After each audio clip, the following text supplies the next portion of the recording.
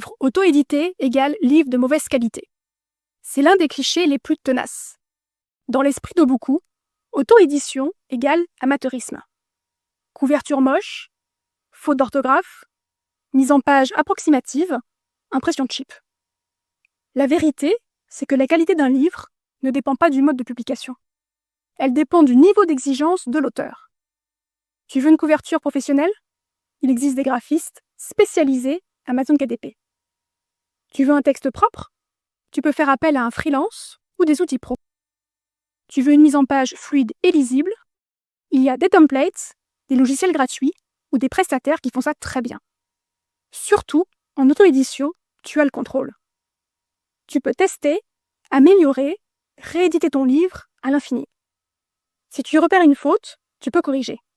Si ton design ne fonctionne pas, tu peux le changer. Ton livre est vivant. Il évolue, il s'améliore avec toi. Tu sais ce qui est vraiment toxique? C'est de croire qu'un livre publié par un éditeur est forcément bon.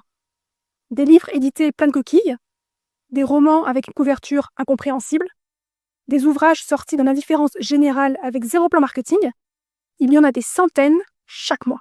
Alors non, un livre auto-édité, ce n'est pas forcément médiocre. Un livre édité, ce n'est pas forcément une réussite. Ce qui fait les qualités d'un livre, aujourd'hui, c'est l'investissement de l'auteur, pas le tampon sur la couverture. Maintenant, parlons argent. Parce que pour pouvoir vendre ton livre, il faut l'avoir imprimé. Et sans maison d'édition, comment fait-on? Ça doit coûter cher, non? On voit ça tout de suite.